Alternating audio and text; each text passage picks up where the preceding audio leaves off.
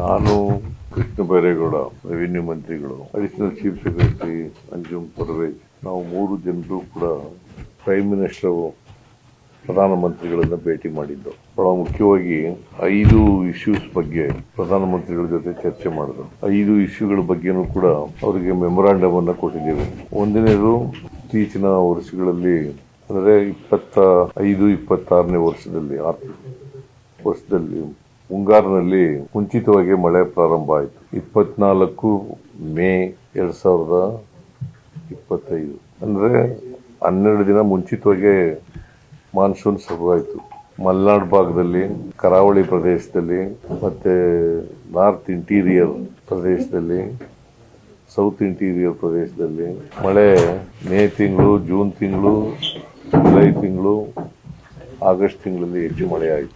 ಆಮೇಲೆ ಸೆಪ್ಟೆಂಬರ್ನಲ್ಲಿ ಸ್ವಲ್ಪ ಕಡಿಮೆ ಮಳೆ ಆಯಿತು. ಅಕ್ಟೋಬರ್ನಲ್ಲಿ ಜಾಸ್ತಿ ಮಳೆ ಆಯಿತು. ಒಟ್ಟಾರೆ ರಾಜ್ಯದಲ್ಲಿ ಮಳೆಯಿಂದ 14,58,000 ಹೆಕ್ಟೇರ್ ಪ್ರದೇಶದಲ್ಲಿ ಬೆಳೆ ಹಾನಿ ಆಯಿತು. ನಾವು ಎಲ್ಲನೂ ಕೂಡ ಸರ್ವೆ ಮಾಡಿಸಿದ್ದೀವಿ, ಜಂಟಿ ಸರ್ವೆ ಮಾಡಿಸಿದ್ದೀವಿ.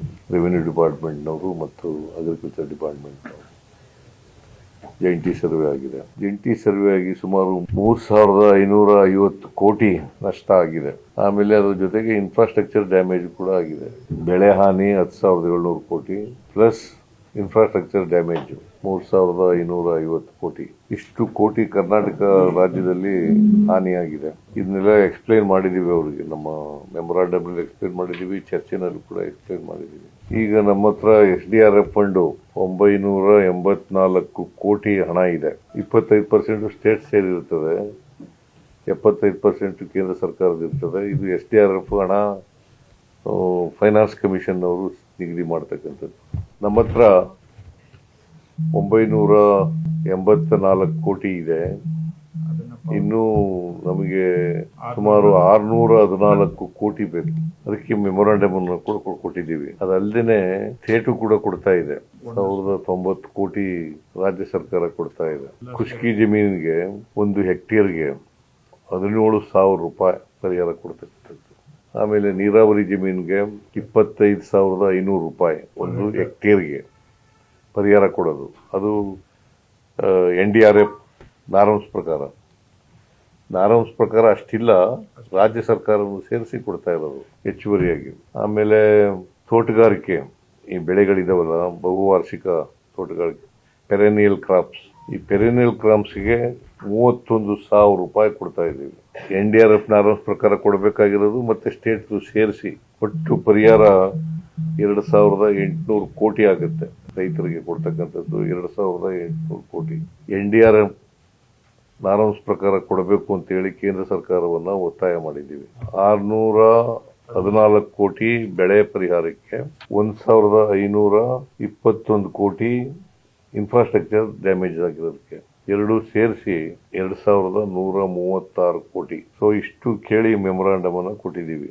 ಕಬ್ಬು ಬೆಳೆಗಾರರ ಸಮಸ್ಯೆ, ಕೇಂದ್ರ ಸರ್ಕಾರದವರು FRP ಅನ್ನು ನಿಗದಿ ಮಾಡೋರು, fair and remunerative price, FRP ಅದನ್ನು ನಿಗದಿ ಮಾಡೋರು ಕೇಂದ್ರ ಸರ್ಕಾರ.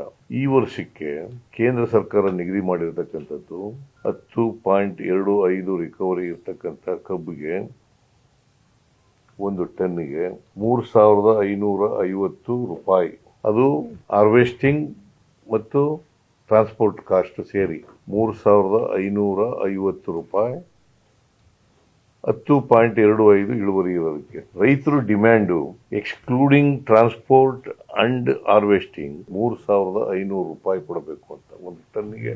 ನಾನು ಬಹಳ ಹೆಚ್ಚು ಬೆಳಗಾಂನವರು, ಬಿಜಾಪುರದವರು, ಬಾಗಲಕೋಟೆಯವರು, ಆಮೇಲೆ ಗದಗ್ನವರು, ಹಾವೇರಿಯವರು, ಉತ್ತರ ಕರ್ನಾಟಕದ ಕಡೆ ಗುಲ್ಬರ್ಗ, ಬೀದರ್, ಇಲ್ಲೆಲ್ಲ ಚಳವಳಿ ಮಾಡ್ತಾ ಇದ್ರು ರೈತರು. ನಾನು ಒಂದಿನ ರೈತ ಮುಖಂಡರುಗಳನ್ನ ಸಭೆ ಮಾಡಿದೆ, ಜೊತೆಗೆ ಫ್ಯಾಕ್ಟರಿ ಓನರ್ಸ್ ಅವ್ರ ಜೊತೆ ಕೂಡ ಸಭೆ ಮಾಡಿದೆ. ಅಂದ್ರೆ ಪ್ರತ್ಯೇಕ ಮೀಟಿಂಗ್ ಮಾಡಿದೆ. ರೈತ ಮುಖಂಡರುಗಳು ಜೊತೆ ಫ್ಯಾಕ್ಟರಿ ಓನರ್ಸು. ಕರ್ನಾಟಕದಲ್ಲಿ 81 ಫ್ಯಾಕ್ಟರಿಗಳಿದಾವೆ. ಅದರಲ್ಲಿ ಒಂದು ಗೌರ್ಮೆಂಟ್, ಮಂಡ್ಯ ಮೈಸೂಗರ್ ಫ್ಯಾಕ್ಟರಿ ಇದೆಯಲ್ಲ, ಅದು ಗೌರ್ಮೆಂಟ್ದು. 11 ಕೋಆಪರೇಟಿವ್ ನಲ್ಲಿ ಇರ್ತಕ್ಕಂಥವು. ಇನ್ನು ಉಳಿದದು ಪ್ರೈವೇಟ್ ಫ್ಯಾಕ್ಟರಿಗಳು. ಖಾಸಗಿ ವಲಯದಲ್ಲಿ ಇರ್ತಕ್ಕಂಥ ಫ್ಯಾಕ್ಟ್ರಿಗಳು. ಒಟ್ಟು 81 ಫ್ಯಾಕ್ಟ್ರಿಗಳಿರ್ತವೆ. ಎಲ್ಲರೂ ಬಂದಿದ್ರು, 81 ಫ್ಯಾಕ್ಟ್ರಿಯವರು ಬಂದಿದ್ರು. ಅವ್ರಿಗೆ ಹೇಳಿದೆ, ನೀವು ನೋಡಪ್ಪ, ರೈತರು 3,500 ಕೇಳ್ತಾ ಇದ್ದಾರೆ, ನೀವು ಕೊಡಲೇಬೇಕು ಅಂತ.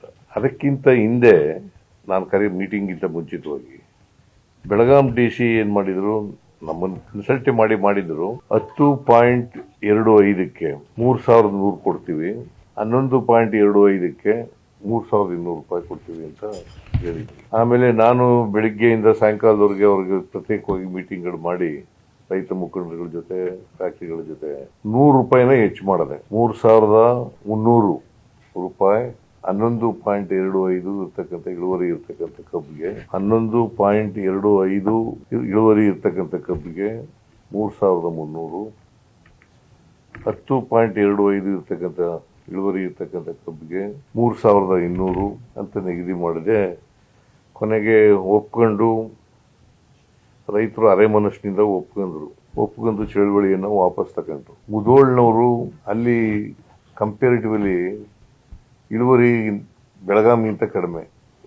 ನಮ್ಮಲ್ಲಿ ಕಾವೇರಿ ಜಲಾನಯನ ಪ್ರದೇಶದಲ್ಲಿ ಇಳುವರಿ ಜಾಸ್ತಿ, ಆಮೇಲೆ ಕಾವೇರಿನಲ್ಲಿ ಕಡಿಮೆ, ಕೃಷ್ಣಾ ಬೇಸಿನ್ನಲ್ಲಿ ಇಳುವರಿ ಜಾಸ್ತಿ, ಮಲಪ್ರಭಾ ಬೇಸಿನ್ನಲ್ಲಿ ಇಳುವರಿ ಕಡಿಮೆ, ಕಾವೇರಿ ಬೇಸಿನ್ನಲ್ಲಿ ಇಳುವರಿ ಕಡಿಮೆ. ಈಗ ನಮ್ಮ ಕಡೆ ಮಂಡ್ಯ ಇದರಲ್ಲೆಲ್ಲ 8.5, 9.5 ಅದೇ ಹೈಯೆಸ್ಟ್.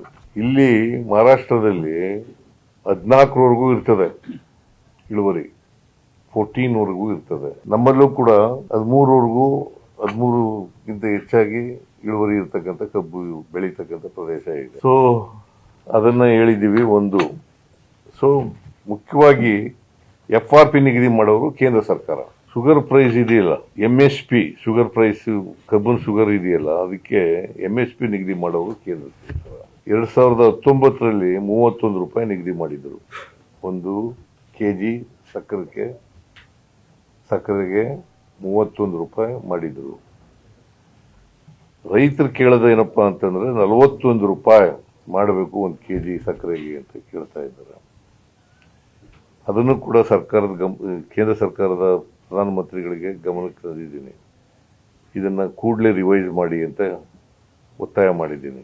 ಆಮೇಲೆ ಎಥನಾಲ್ ಇದೆಯಲ್ಲ, ನಮ್ಮ ಕೆಪಾಸಿಟಿ ಇರತಕ್ಕಂಥದ್ದು ಕರ್ನಾಟಕ ರಾಜ್ಯದಲ್ಲಿ 272 crore ಲೀಟರ್, 272 crore ಲೀಟರ್. ನಮಗೆ ಅಲಾಟ್ ನಮಗೆ ನಿಗದಿ ಮಾಡಿರ್ತಕ್ಕಂಥದ್ದು 133 ಕೋಟಿ litre. So that means to say 50% of the total capacity.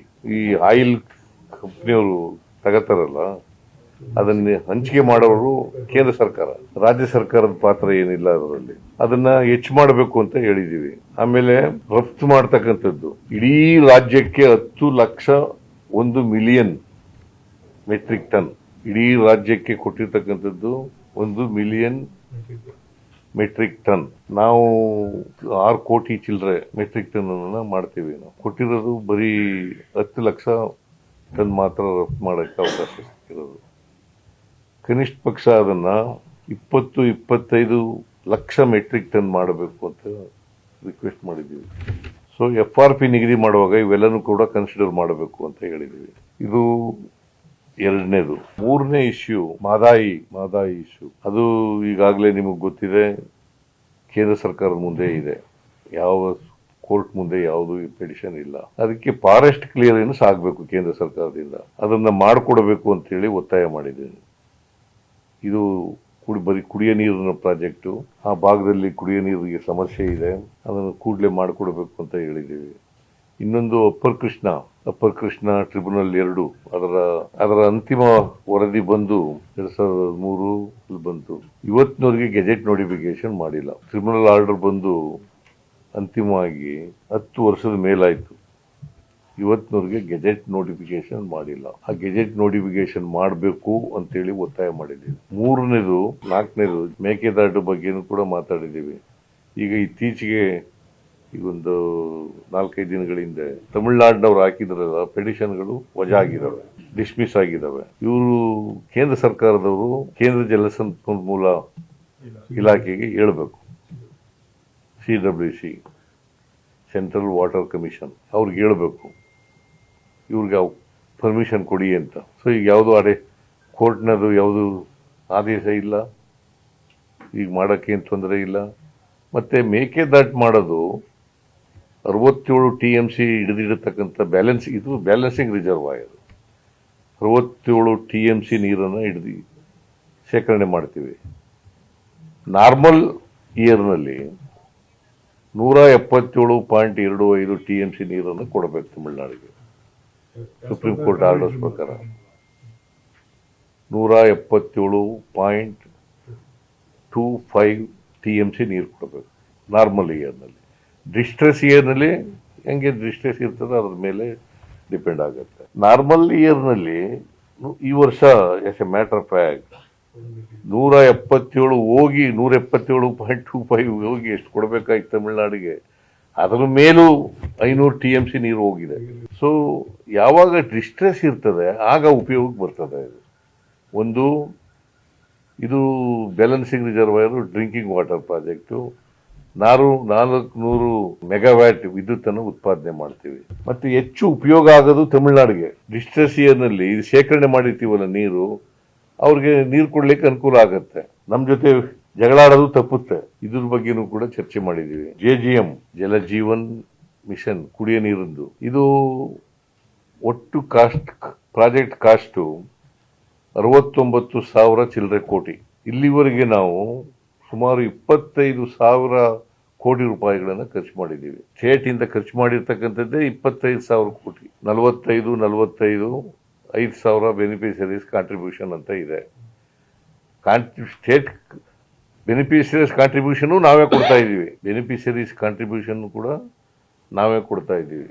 ಅಂದ್ರೆ ನಾವು 55 ಕೊಡ್ತೀವಿ, 45 ಕೇಂದ್ರ ಸರ್ಕಾರ ಕೊಡೋದು. ಅವರು ಇಲ್ಲಿವರೆಗೆ ಕೊಟ್ಟಿರ್ತಕ್ಕಂಥದ್ದು ರಿಲೀಸ್ ಮಾಡಿರ್ತಕ್ಕಂಥದ್ದು 11,700 ಕೋಟಿ. ಹೋದ ವರ್ಷ ಅಲ್ಲ 579 ಕೋಟಿ. ನಮಗೆ ಬರಬೇಕಾಗಿದ್ದು 3,500 ಕೋಟಿ. ಅದರಲ್ಲಿ ಕೊಟ್ಟಿರೋದು ಬರೀ 579 ಕೋಟಿ. ಅಲ್ಲಿಂದ ಈಚೆಗೆ ಕೊಟ್ಟಿಲ್ಲ. ನಾನು ಅದಕ್ಕೆ ಅವ್ರ ಗಮನಕ್ಕೆ ತಂದಿದ್ದೀನಿ, ಕೂಡ್ಲೇ ಅದನ್ನ ಬಿಡುಗಡೆ ಮಾಡಿಸಿ ಅಂತ. ಯಾಕಂತಂದ್ರೆ ಒಬ್ಬ ಕಾಂಟ್ರಾಕ್ಟರು ಆತ್ಮಹತ್ಯೆ ಮಾಡ್ಕೊಂಡಿದ್ದಾನೆ ಇತ್ತೀಚೆಗೆ. ಫೇರ್ ಆಫ್ ದಿ ಸೆಂಟರ್ ಬಂದಿಲ್ಲ. ಸೊ ಕೂಡ್ಲೇ ಒತ್ತಾಯ ಮಾಡಿದ್ದೀನಿ, ಕೂಡ್ಲೇ ಬಿಡುಗಡೆ ಮಾಡಿ ಅಂತ. ಸುಮಾರು 76% ಕೆಲಸ ಆಗಿದೆ ಈಗಾಗಲೇ. ಬಟ್ ಪ್ರೋಗ್ರೆಸ್ ನಡೀತಾ ಇದೆ. ನಾಗಂತೇಳಿ ಕೇಂದ್ರ ಸರ್ಕಾರ ಕೊಟ್ಟಿಲ್ಲ ಅಂತ ನಾವು ನಿಲ್ಲಿಸಿಲ್ಲ ಕೆಲಸನ. ಕೇಂದ್ರ ಸರ್ಕಾರ ಅವ್ರ ಪಾಲನ್ನ ಕೊಟ್ಬಿಟ್ರೆ ನಾವು ಕಾಂಟ್ರಾಕ್ಟ್ಗಳಿಗೆಲ್ಲ ಬಿಲ್ ಏನು ಪೆಂಡಿಂಗ್ ಇದೆ ಅವೆಲ್ಲ ಕೊಡ್ಲಿಕ್ಕೆ ಅನುಕೂಲ ಆಗುತ್ತೆ. ಸೊ ಇದು JGM ಸಂಬಂಧಪಟ್ಟಂತೆ.